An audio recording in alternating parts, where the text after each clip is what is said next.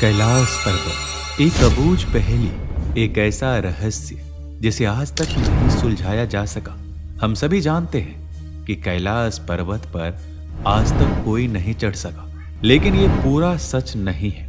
एक तांत्रिक कैलाश पर्वत पर चढ़ने में सफल रहा है और वही तांत्रिक है पहला और आखिरी इंसान जिसे कैलाश पर्वत पर चढ़ने की आज्ञा मिली थी। दोस्तों, आज इस वीडियो में हम बात करेंगे तिब्बत के एक खूंखार तांत्रिक की, जिसने 80 लोगों की हत्या की, पूरे एक गांव को बर्बाद कर दिया, लेकिन इसके बावजूद वो कैलाश पर्वत जैसे पवित्र जगह पर चढ़ने में सक्षम रहा। पर कैसे?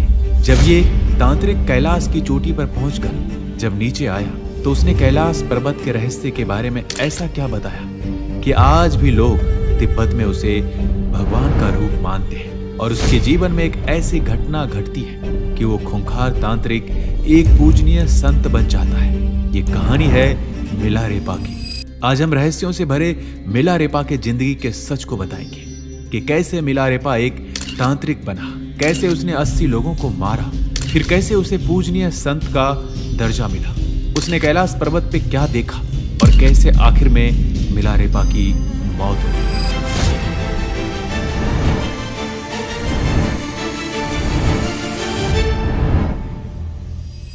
दोस्तों, 11वीं शताब्दी में उत्तरार्ध में तिब्बत के दक्षिणी भाग में स्थित एक गांव में थोपक नाम के लड़के का जन्म हुआ था, जिसे हम मिलारेपा के नाम से जानते हैं। मिलारेपा का बचपन आराम और प्रेम में भी था। वो इकलौता पुत्र था, उन्हें हर खुशी मिली। उनके साथ उनकी छोटी बहन भी थी और परिवार का जीवन बिल्कुल खुशियों से बीत रहा था। लेकिन कहते हैं ना, कोई भी समय एक जैसा नहीं रहता है, और ऐसा ही हुआ मिलारेपा के साथ।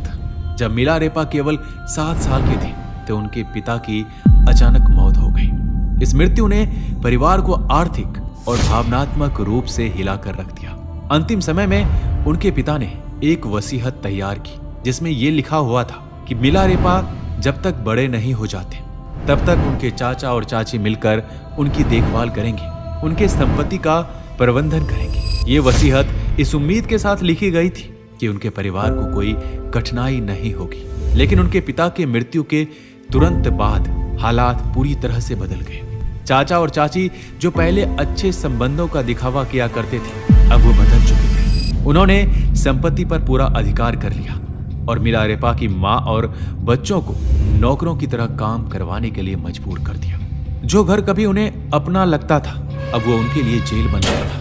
उनका जीवन सम्मान से गिरकर अपमान और गरीबों में बदल चुका था।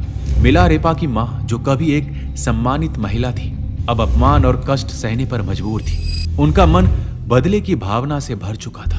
उन्होंने बार बार अपनी संपत्ति वापस पाने की कोशिश की, लेकिन हर बार नाकामी मिली। गांव के लोग इस अन्याय को चुपचाप देख रहे थे, किसी ने उनकी मदद नहीं की। और अंत में मिलारेपा की माँ ने एक कठोर निर्णय लिया। उन्होंने मिलारेपा से कहा, लगता है हम अपनी संपत्ति वापस नहीं पा सकते हैं, लेकिन हम उनसे बदला तो ले सकते हैं, हम उन्हें बर्बाद तो कर सकते हैं। ये शब्द मिलारेपा की जिंदगी बदलने वाली थी। बदले की भावना उनके मन में गहराई तक समा चुकी थी। उनकी माँ की आज्ञा का पालन करते हुए मिलारेपा ने तांत्रिक विद्या सीखने का निर्णय लिया। वो इसी तलाश में एक गुरु से मिले। उनके आखिरी गुरु थे युंगटो, एक भयानक तांत्रिक जिनकी शक्तियां अद्वितीय मानी जाती थी। युंगटो के संरक्षण में मिलारेपा ने तांत्रिक विद्या की गहन शिक्षा ली। उनके जीवन का बस एक ही उद्देश्य था, बदला। और इस बदले की आग ने उन्हें मौत का मंत्र सीखने की राह पर धकेल दिया। दोस्तों, मौत का मंत्र वो मंत्र था जिसे सीखने के लिए मिलारेपा अपने दुश्मनों के बिना सामने आए मार सकते थे। उन्होंने प्राकृतिक शक्तियों को नियंत्रित करना भी सीख लिया, विशेषकर ओलावृष्टि का आह्वान करना। और इस विद्या का प्रयोग उन्होंने अपने चाचा और चाची के गांव में किया, जहां भारी ओलावृष्टि ने पूरे गांव के फसलों को तबाह कर दिया। गांव के लोग भयभीत थे। उन्हें समझ आ गया था कि यह आपदा कहां से आई है। मिलारेपा की ये पहली विजय थी, लेकिन वो अब रुकने वाले नहीं थे। इसके बाद वो दिन आया जब मिलारेपा ने बदले का सबसे भयानक रूप धारण किया।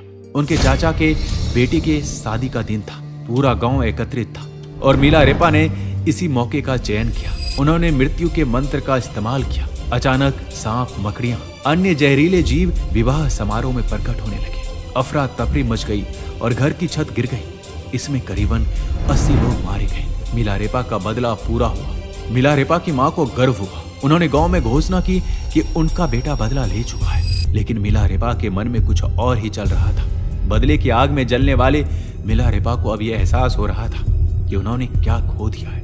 वो अपराध बोझ से गिर गए थे। कई निर्दोष लोग मारे गए थे और बदले से जो संतोष मिलना चाहिए था, अब वह एक भयानक पश्चाताप में बदल चुका था।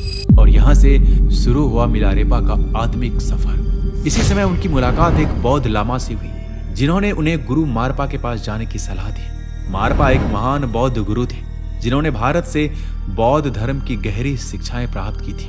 तिब्बत में उन्होंने एक अनुवादक के रूप में भी जाना जाता था, क्योंकि उन्होंने बौद्ध धर्म के महत्वपूर्ण ग्रंथों का अनुवाद किया था। जब मिलारेपा गुरु मारपा के गांव पहुंचे तो उनके सामने एक कठिन परीक्षा थी। मारपा ने उन्हें कठोर साधना करने के लिए कहा, जो कभी कभी तो बेतहासा कठिन हो जाती थी। उन्होंने मिलारेपा से कई कठिन शारीरिक श्रम करवाए, जैसे पहाड़ों से पत्थर उठवाना और उन पत्थरों को दूर दूर तक ले जाना। ये सब मिलारेपा के शरीर को थका देता था, लेकिन उनकी आत्मा को जागृत कर रहा था। धीरे धीरे उन्होंने गुरु की शिक्षाओं को आत्मसात किया और उनकी कठिन साधना ने मिलारेपा के अंदर एक नई शक्ति और ज्ञान का प्रवेश कराया। गुरु मारपा के कठिन परीक्षा के बाद मिलारेपा ने साधना के उच्चतम शिखर को छुआ और आत्मज्ञान की ओर एक और कदम बढ़ाया। उन्होंने बौद्ध धर्म के तत्वों को समझा और अपने अतीत के कर्मों का प्रायश्चित किया। अब वो तांत्रिक नहीं थे, बल्कि एक पूजनीय संत बन चुके थे। तो दोस्तों, यहाँ से एक तांत्रिक की कहानी खत्म होती है। अब शुरू होती है मिलारेपा के कैलाश पे चढ़ने की कहानी। तिब्बत में स्थित कैलाश पर्वत हिंदू धर्म के कई ग्रंथों में मिलता है। शिव पुराण, स्कंद पुराण, मत्स्य पुराण आदि में कैलाश खंड नाम से अलग अलग अध्याय भी है। इसमें कैलाश पर्वत की महिमा और चमत्कारों के बारे में बताया गया है। कैलाश पर्वत को भगवान शिव का निवास स्थान माना गया है। यहाँ भगवान शिव अपने परिवार और अन्य देवी देवताओं के साथ निवास करते हैं। कैलाश मानसरोवर की यात्रा के दौरान इस पर्वत की परिक्रमा की जाती है। कैलाश पर्वत अपने आप में कई रहस्य समेटे हुए हैं। पौराणिक कथाओं के अनुसार इस पर्वत के पास प्राचीन धन कुबेर की नगरी है। 1093 ईस्वी यही वो समय था जब मिलारेपा ने कैलाश पर्वत की चढ़ाई शुरू की। कैलाश की इस यात्रा में उनकी मुलाकात हुई बौद्ध धर्म के एक प्रसिद्ध प्रचारक नरोबान जी से। नरोबान ने मिलारेपा को एक चुनौती दी, जो पहले कैलाश पर्वत की चोटी पर पहुंचेगा उसका कैलाश पर वर्चस्व होगा। यह एक आध्यात्मिक और शारीरिक दौड़ थी और मिलारेपा ने इस चुनौती को स्वीकार भी कर लिया। नरवान जी ने तेजी से चढ़ाई शुरू की, लगातार आगे बढ़ते रहे, लेकिन मिलारेपा थोड़ी देर ध्यान मुद्रा में बैठ गए। कुछ समय बाद नरोबान जी जब चोटी के पास पहुंचे तो सूरज की पहली किरणें उनके चेहरे पे पड़ी। वो किरण इतनी तीव्र और शक्तिशाली थी कि उन्हें पीछे हटना पड़ा। और इसी बीच मिलारेपा ने बिना किसी रुकावट के अपनी चढ़ाई जारी रखी और अंततः वह नरवान जी से पहले चोटी तक पहुंच गए। ये केवल शारीरिक विजय नहीं थी, ये थी मिलारेपा की आध्यात्मिक शक्ति और दिव्य शक्तियों का दर्शन। एक ऐसी चढ़ाई जो आज भी एक रहस्य बनी हुई है। कैलाश पर्वत की चोटी पर पहुंचकर मिलारेपा ने कुछ अद्भुत और अनजाने रहस्यों का अनुभव किया। उन्होंने कहा, यह पर्वत साधारण लोगों के लिए नहीं है और कोई साधारण व्यक्ति यहाँ चढ़ने का प्रयास बिल्कुल ना करे, क्योंकि यह भगवान शिव का पवित्र निवास है। यहाँ चढ़ना उनके ध्यान में विघ्न डालने जैसा है। मिलारेपा के इस उपदेश ने यह संदेश दिया कि कैलाश पर्वत पर चढ़ाई केवल उन्हीं के लिए संभव है जिन्होंने अपनी आत्मा की गहराइयों में उच्च साधना प्राप्त की हो। यह भी कहा जाता है कि कैलाश पर्वत की तलहटी में एक दिन होता है 1 माह के बराबर। इसका मतलब यह है कि 1 माह 2.5 साल का होगा। दरअसल वहां दिन और रात तो सामान्य तरीके से व्यतीत होते हैं, लेकिन कुछ इस तरह की तरंगे हैं कि यदि व्यक्ति वहां 1 दिन रहे तो उसके शरीर का तेजी से क्षरण होता है। अर्थात 1 माह में जितना क्षरण होगा उतना एक ही दिन में हो जाएगा। इसे इस तरह से समझें कि सामान्य दिनों की तरह हमारे नाखूनों को हम 1 माह में 4 बार काटते हैं, तो हमें वहां 1 दिन में 4 बार काटने होंगे। विज्ञान की भाषा में तेजी से शरीर के क्षरण की प्रक्रिया को फास्ट एजिंग कहते हैं। फास्ट एजिंग अर्थात तेज आयु वृद्धि। दोस्तों, कैलाश पर्वत की चढ़ाई के बाद मिलारेपा ने अपनी साधनाएं और ध्यान के माध्यम से आत्मज्ञान की ऊंचाइयों को छू लिया। उन्होंने अपने शिष्यों को ध्यान और तपस्या की गढ़ विद्या सिखाई ताकि वो भी आत्मज्ञान की राह पर जा सके। अब यहीं से शुरू होती है मिलारेपा के आखिरी दिन का सफर। एक दिन मिलारेपा को एक शादी में आमंत्रित किया गया। उनके स्वागत के लिए एक सुंदर आसन तैयार किया गया। उसी शादी में एक धनवान पंडित भी था, जो मिलारेपा के हो रहे तैयारियों को देखकर हैरान था। जैसे ही मिलारेपा उस आसन पर बैठे, पंडित ने तिरस्कार भरे स्वर में कहा, इस भिखारी के लिए इतनी तैयारियां क्यों? ये मुझसे बड़ा पंडित है। पंडित मिलारेपा के पास जाकर बोला, मैंने सुना है आप बहुत ज्ञानी हैं। मैं चाहता हूं आप इन किताबों को पढ़कर अपना ज्ञान साबित करें। मिलारेपा ने शांत स्वर में उत्तर दिया, इन सांसारिक किताबों को पढ़कर सच्चा ज्ञान नहीं मिलता, इसलिए मैं ऐसा नहीं करूंगा। ये सुनकर पंडित हंसा और बोला, मुझे पता था तुम ऐसा ही कहोगे। मैं तुम्हें बेनकाब करने ही आया था। उसने बदतमीजी से बातें जारी रखी, जिसे देखकर आसपास के लोग उसे रोकने लगे, लेकिन पंडित और गुस्से में भर गया और वहां से चला गया। अपने मन में बदले की भावना रखते हुए पंडित ने योजना बनाई कि वह किसी भी तरह मिलारेपा को मार देगा। उसने एक महिला को चुना और उसे लालच देकर उसने कहा कि आपको विष से मिला हुआ दही आपको मिलारेपा को खिलाना होगा। अगर उसने ऐसा कर दिया तो उसे एक हीरे का हार और शादी का वादा मिलेगा। महिला लालच में आकर विष वाला दही लेकर मिलारेपा के पास पहुंची। जैसे ही मिलारेपा ने उसे देखा, वह तुरंत समझ गए। उन्होंने मुस्कुराते हुए कहा, मैं ये दही खाऊंगा, लेकिन पहले तुम वह हीरे का हार ले आओ, क्योंकि वह शादी का वादा तो कभी पूरा नहीं हो सकता। ये सुनकर महिला डर गई और पंडित के पास लौटकर सब कुछ बताया। पंडित ने हार देकर उसे फिर से भेजा।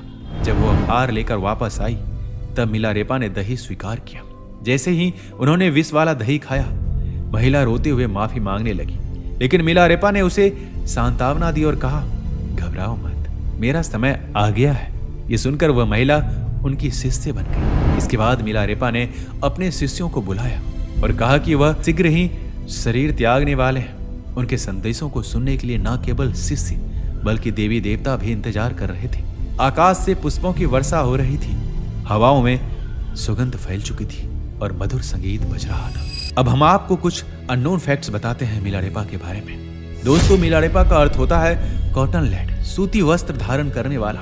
उन्हें अक्सर एक पतले सफेद सूती लपेटे में दिखाया जाता है, जिसे रेपा कहा जाता है।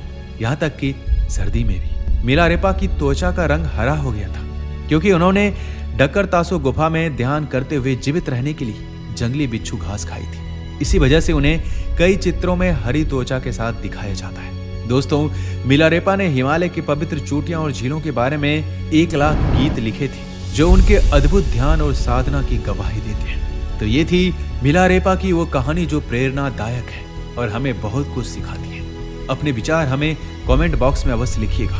मिलते हैं जल्दी एक नई वीडियो में। अपना ख्याल रखिएगा। जय हिंद, जय भारत।